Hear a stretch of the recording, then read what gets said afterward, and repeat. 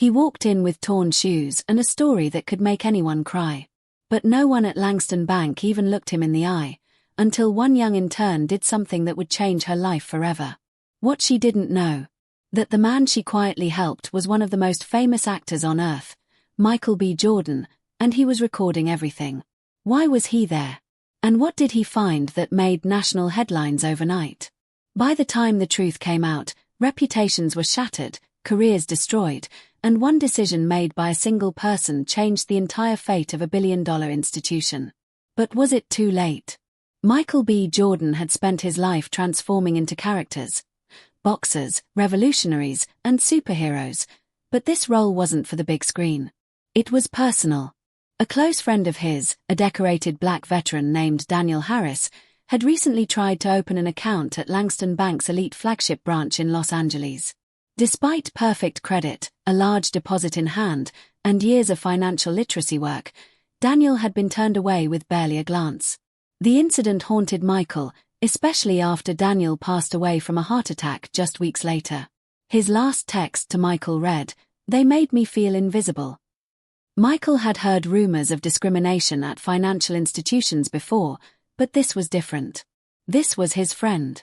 And this was a bank he had unknowingly invested in through a financial advisory firm. That knowledge lit a fire in him. He didn't want to speak out blindly, he wanted proof. That's when he came up with the plan. No press. No cameras. No security team. Just him, hidden in plain sight. With the help of a skilled makeup artist and a former costume designer from one of his blockbuster films, Michael crafted a new identity.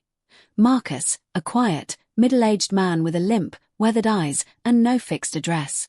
Marcus had a battered duffel bag, a handwritten note from a fake halfway house, and a bank check for $2,000. He rehearsed how he'd speak, how he'd slouch, how he'd respond to rejection.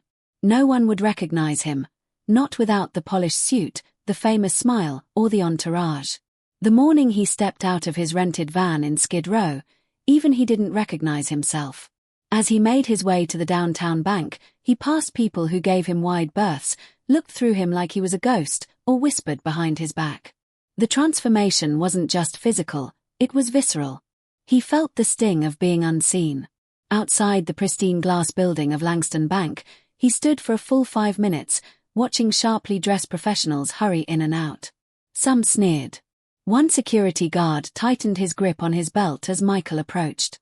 The moment he crossed the polished threshold, he felt the temperature of the room drop, not literally, but emotionally. The lobby, grand and marbled, fell silent as if his presence offended the air itself. No one greeted him. No one asked if he needed help. He stood near the reception desk, quietly repeating, "Excuse me," until a woman behind the counter finally raised her eyes and frowned. "You can't loiter here," she said curtly. Michael calmly explained he had a bank check and wanted to open an account. Her frown deepened. "I'm not sure we offer that kind of service here. You'll have to come back later," she said, though it was mid-morning and no one else was being turned away. As he gently persisted, a male employee called over security. "We've had issues with this kind before," he muttered, not realizing his voice carried. "They come in here with fake checks hoping to make a scene."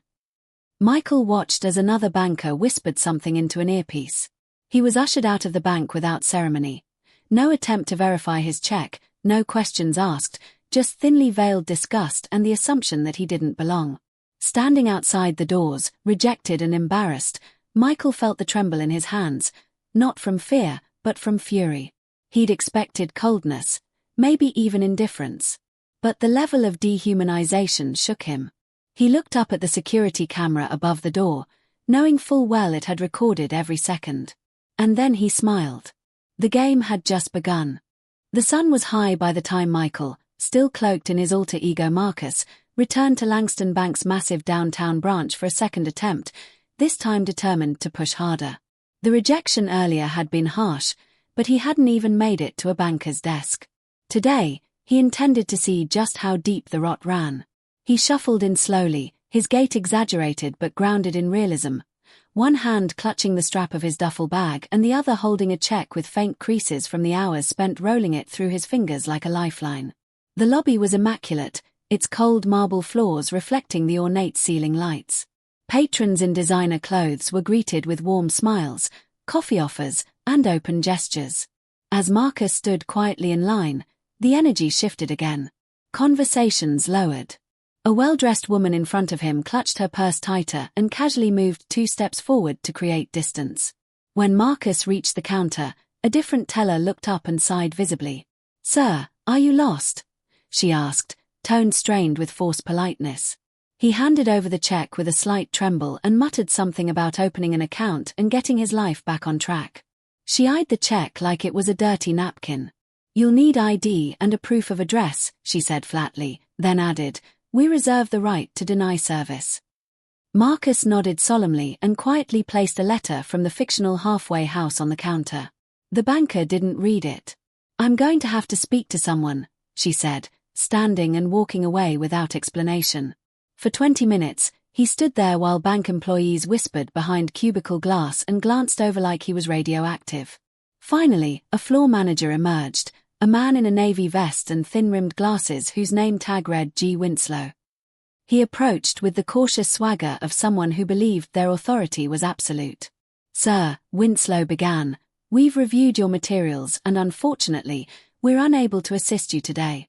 We suggest trying one of our community partners more suited for transitional cases." Marcus asked what that meant, voice low but steady. Winslow folded his arms and said, "It means we're not a shelter." The word struck like a slap. Michael hadn't anticipated this level of passive-aggressive cruelty. He tried once more, stating that the check was legitimate and he had every right to open an account. That's when another staff member, a young man with slicked-back hair, leaned over and whispered just loudly enough, "I think this guy's casing the place. You know how they do." Security was summoned. 2 guards arrived and positioned themselves on either side of Marcus, their eyes hard, their hands near their belts. One of them demanded to see his pockets. The other radioed someone in the back. Marcus, staying in character, protested gently but firmly. When asked to leave, he did, but he did so slowly, making sure to drag out each step, forcing everyone in the bank to watch. He didn't say a word, just looked into the security camera one more time before disappearing through the double doors. Outside, he walked around the block and circled back through the alley to watch the building from across the street. He scribbled notes in a small notebook tucked into the lining of his jacket. Details. Faces. Names. He saw customers walk in and out, some even escorted personally to private suites. But a man with brown skin in shabby clothes. Removed like trash. Later that afternoon, he entered another branch of Langston Bank 10 blocks away. He wanted to see if this behavior was a fluke. It wasn't. The second branch was worse. He wasn't even allowed inside. A buzzer at the entrance stayed red. A teller inside lifted her phone, made a brief call, and shook her head when he tapped on the glass. The sign said open, but the door never budged. So he sat outside on a bench for an hour, watching 3 other men, each dressed in a suit, walk in without delay. One of them even forgot his ID and was still allowed access after providing only a phone number. That night, Michael returned to his trailer feeling exhausted, not from the heat or the walk, but from the emotional toll of erasure. He looked at himself in the mirror, the smeared makeup, the lines drawn under his eyes, the tangle of a wig that itched his scalp. For a moment, he almost couldn't remember what he looked like without it. He reviewed the footage from his hidden lapel camera. Every microaggression, every eye roll, every policy suddenly applied only to him. He logged the names into a spreadsheet on his encrypted tablet. Phase 1, he whispered. Done. But what haunted him wasn't the rejection. It was the laughter. As he had exited the first branch earlier that day, someone behind the teller line had chuckled and said, "These people really think they can just walk in and join the club." That's when Michael knew this wasn't just implicit bias or bad training. It was culture. It was policy wrapped in civility, exclusion disguised as procedure. And now, he had what he needed to start phase 2. But fate, as it always does, had other plans. Plans that came in the form of one intern who wasn't supposed to be there that day, but had chosen to stay late to finish her paperwork and who would unknowingly blow the lid off everything. As the fluorescent lights in Langston Bank flickered softly overhead, Claire Emerson sat hunched over her desk, double-checking signatures on loan paperwork that wasn't even her responsibility. It was her third week as an intern, and while most of her cohort had left hours ago, she stayed behind, fueled by the desire to make a real impression. Born to a single mother in south-central LA, Claire knew what it meant to be overlooked, underestimated, and boxed in by expectations. She had clawed her way into an Ivy League scholarship and then into a competitive summer program at Langston Bank, an institution she had admired from afar for its polished exterior and global influence. But now, the luster was fading. From day one, Claire had noticed the subtle things: how some clients were greeted with warmth while others were quickly diverted, how her ideas were either ignored or taken credit for, how the same manager who praised her resume barely remembered her name. Still, she kept showing up, believing she could earn her way into something more. That belief was shaken when she saw Marcus standing outside the conference room window, his shoulders drooped, his hands fidgeting with a frayed envelope. Most employees had already gone home, but the man had returned, waiting patiently like he hadn't been humiliated just hours earlier. No one else noticed him, no one cared. But Claire watched him for nearly 10 minutes, noting his silent dignity, his refusal to be defeated. When he turned to leave, she stood abruptly, her chair scraping loudly behind her. She didn't know why she did it. Maybe it was instinct, or maybe it was memory. Her mother had once been in his shoes, evicted with a toddler on her hip and no one willing to listen. Claire rushed down the hallway, past empty cubicles, and slipped out through the side entrance. She caught up to him just as he reached the corner. "Excuse me," she said softly, and when he turned, she saw the tired layers behind his eyes. I saw you earlier. I know you were mistreated. I'm just an intern, but maybe I can help." Michael studied her, momentarily breaking character, surprised not just by her kindness, but her courage. He nodded, saying little. Claire led him to a nearby bench and offered him a protein bar and a bottle of water she had in her tote bag. "If you want to try again tomorrow, come earlier," she whispered. "I'll make sure you get someone decent. Or at least not horrible." She gave him her personal number, scrawled on a sticky note. Michael accepted it without a word but offered a simple, quiet thank you. Claire didn't know it, but she had just altered the entire trajectory of the operation. Later that night, Michael, back in his trailer, replayed the encounter. He zoomed in on the hidden camera footage, not because he doubted her sincerity, but because he was in awe of it. In a room full of indifference, she had chosen empathy. And she hadn't done it for show. Her voice had trembled with nervousness, her hands had fidgeted, but her eyes had been steady. The footage became a new centerpiece in his documentation, a quiet moment of light in a case drenched in shadows. But Claire's gesture had unintended consequences. The next morning, she left an envelope at her manager's desk, explaining what she had seen and how it made her feel. She didn't name names, but she questioned policies, challenged unspoken rules, and asked if Langston Bank truly stood for what it claimed to. Her manager didn't respond directly. But by lunch, Claire was pulled into a closed-door meeting with HR and politely reminded that interns were to observe and learn, not interfere. She was warned that she'd overstepped, that her actions could be seen as misrepresentation, and that any further involvement in external disturbances could jeopardize her placement. She left the meeting shaken but not broken. Meanwhile, Michael decided it was time for Marcus to disappear. He sent an anonymous email to the bank's leadership that evening, with selected footage, audio transcripts, and a link to an unlisted video compiling the most damning clips. He included one sentence: "Your culture is showing." He knew it would send shockwaves, but he didn't expect what came next. The video was leaked. Not by him, but by someone inside the bank. It began circulating online, picked up by a mid-tier financial blog and then blasted across social media platforms within hours. By the time Langston Bank's PR team even realized what was happening, hashtags were trending. #BankTheUnseen, #Invisible Customers, and #DoBetterLangston flooded timelines. Commenters from across the country began sharing their own stories of quiet rejection and polite cruelty in corporate spaces. Reporters started digging. The footage of Marcus being humiliated, and more importantly, of Claire helping him, became the emotional anchor in the storm. Claire was identified within hours, her image pulled from a staff LinkedIn page and plastered across news segments. Some hailed her as a hero. Others accused her of betraying her employer. Claire, caught in the middle, kept her head down and avoided interviews. Michael watched all of this unfold from the shadows, unsure whether to reveal the truth or let the story breathe on its own. But something told him the moment wasn't ready yet. There was more to uncover. More people who needed to answer. And Claire had become more than just a footnote. She was now part of the story's heartbeat. 3 days after the video leaked, Langston Bank found itself at the epicenter of a firestorm it couldn't control.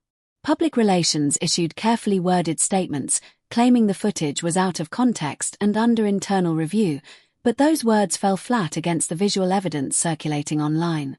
Each clip had been time-stamped, each face visible, each word too sharp to deny.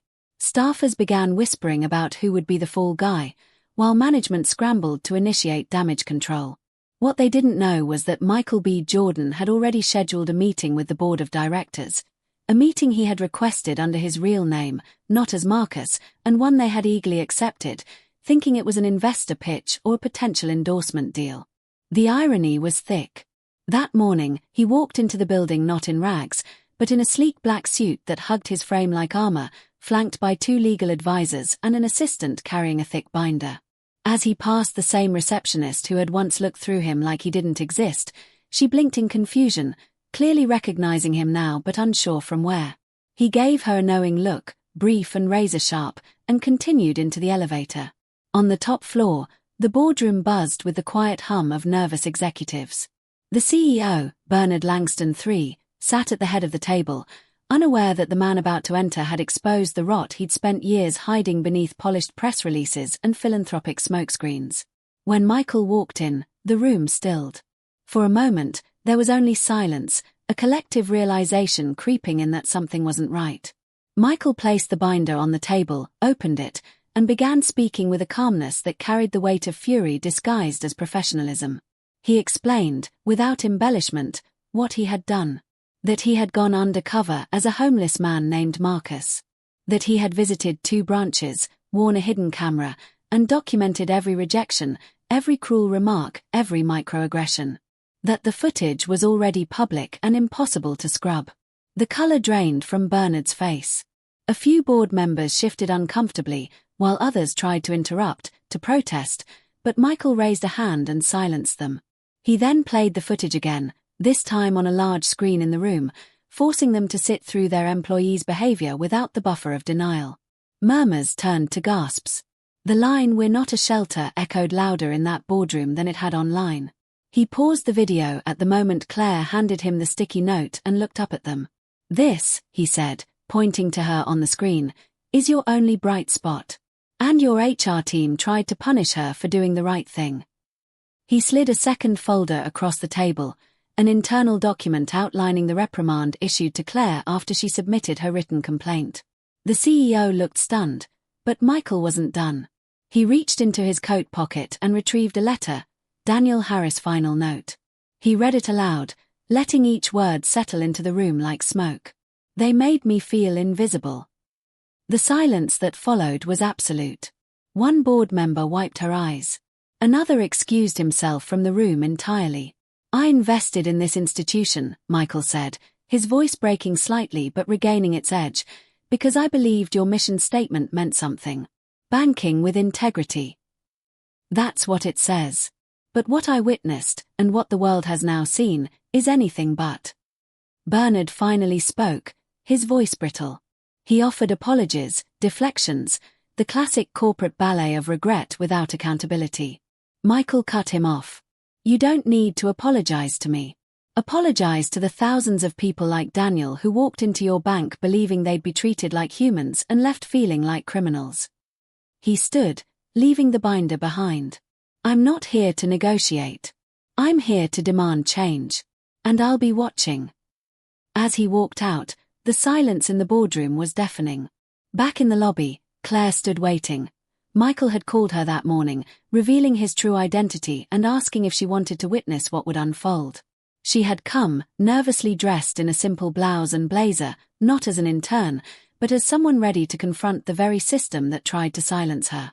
When he saw her, he smiled genuinely for the first time in days. "You okay?" he asked. She nodded. "Now I am." Together, they exited the building under a storm of camera flashes and reporters shouting questions. Michael didn't speak to the media. Not yet. But he knew this was just the beginning. Change wasn't born in boardrooms or press releases. It came when truth was dragged, raw and unfiltered, into the light. And today, that light was blinding. The fallout from the confrontation at Langston Bank was immediate, ferocious, and far-reaching.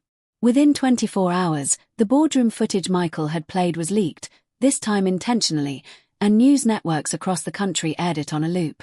The visual contrast was devastating.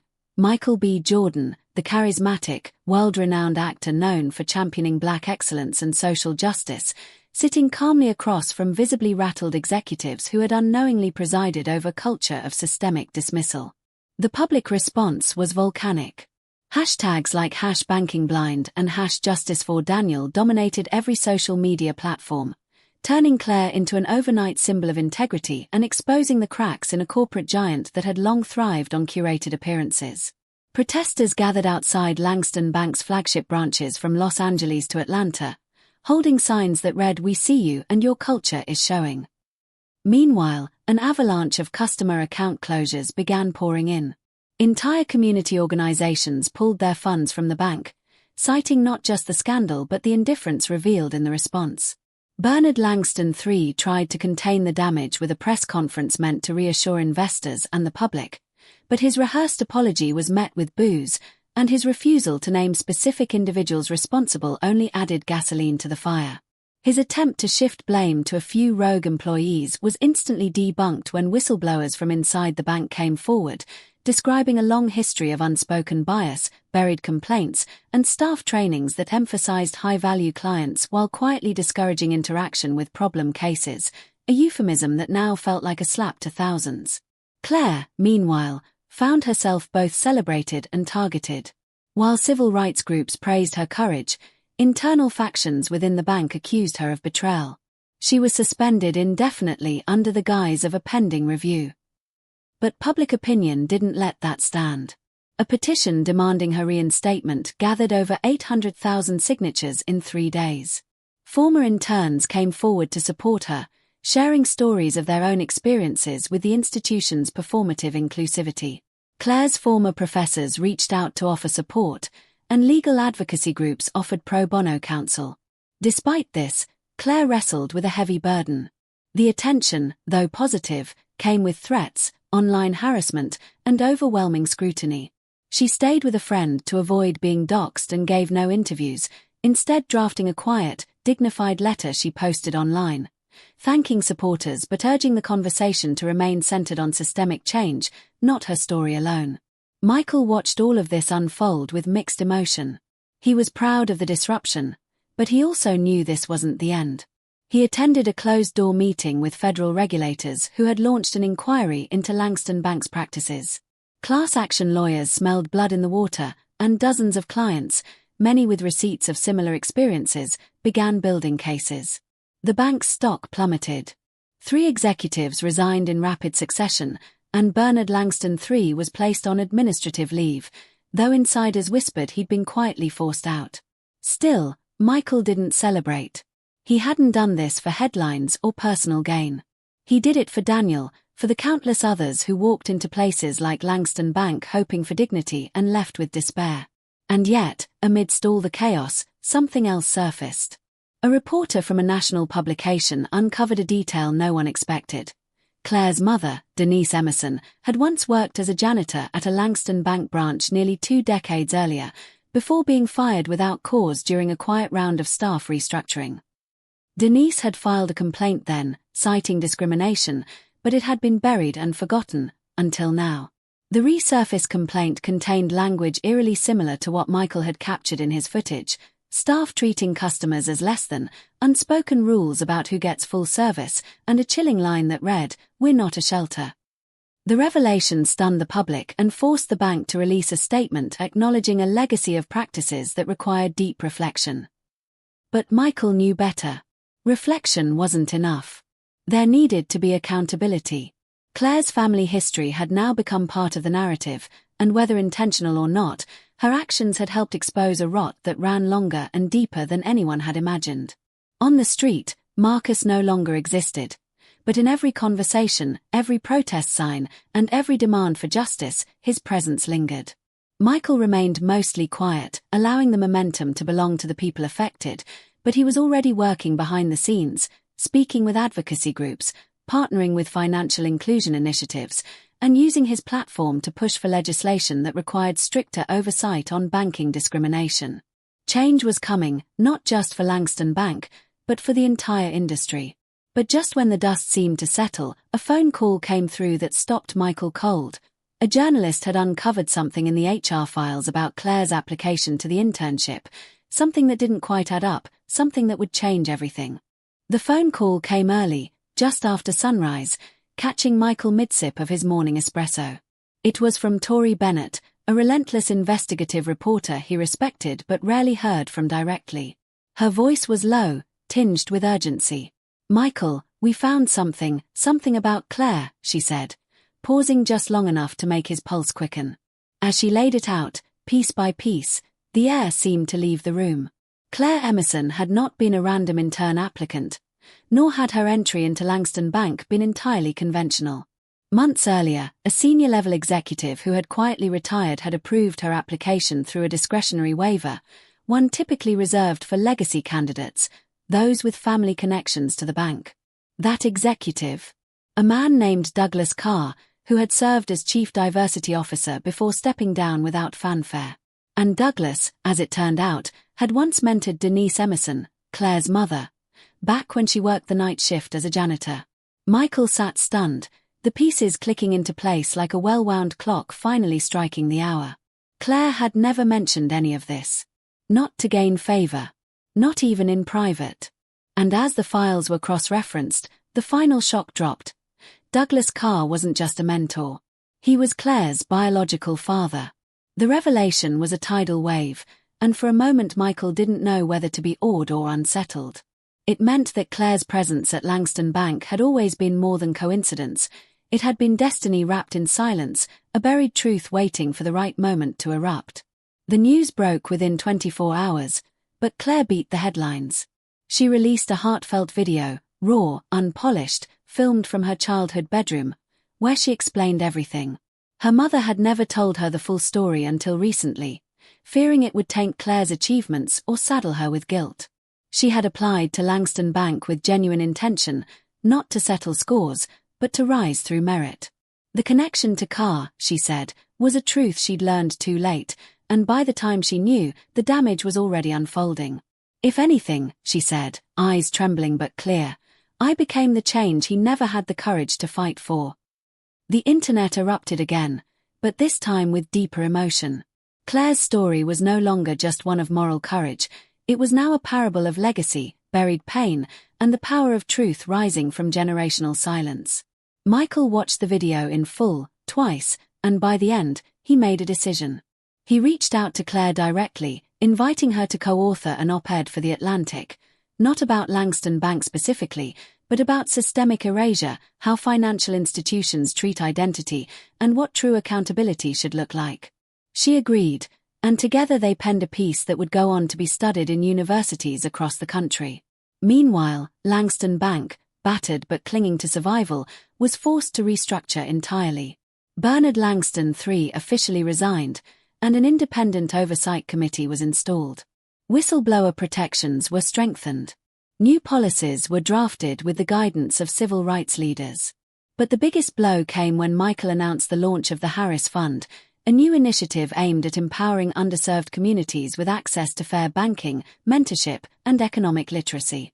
The name was a tribute to Daniel Harris, whose quiet suffering had started it all. Seeded with $20 million from Michael's own investments, and bolstered by donations from allies, celebrities, and grassroots supporters, the fund opened its first community-based banking center in South LA within 3 months. Claire was appointed as the program's executive liaison, and Denise Emerson became its community outreach director. At the center's opening ceremony, Michael stood behind the podium, surrounded by faces full of hope, resilience, and hard-earned pride. "You never know who's watching," he said to the crowd. "Sometimes it's the world. Sometimes it's your future self. But every act of dignity, no matter how small, becomes part of something larger." The applause was thunderous, but the moment that followed was even more profound. A young girl stepped forward from the crowd, holding a drawing of Marcus with a halo, handing it to Claire, saying, "You helped the invisible man." Claire's eyes brimmed with tears, and Michael felt the gravity of everything they had lived through crash into a single, silent heartbeat. And yet, as cameras flashed and journalists scribbled notes, Michael kept one truth to himself. During his undercover visits, there had been one employee, buried deep in the surveillance footage, who had recognized him almost immediately. A janitor. An older black man who had locked eyes with Marcus, looked him up and down, and given him a nod. Not of recognition as a celebrity, but as a man playing a role for something greater. That man never said a word, never interfered, but had slipped a folded note into Marcus's bag the second time he visited. Michael hadn't found the note until weeks later. It read, "Truth finds its way through silence. I see what you're doing. Keep going." Michael never learned his name. He didn't need to. Some revolutions begin with a shout. Others, with a whisper only the brave are willing to hear.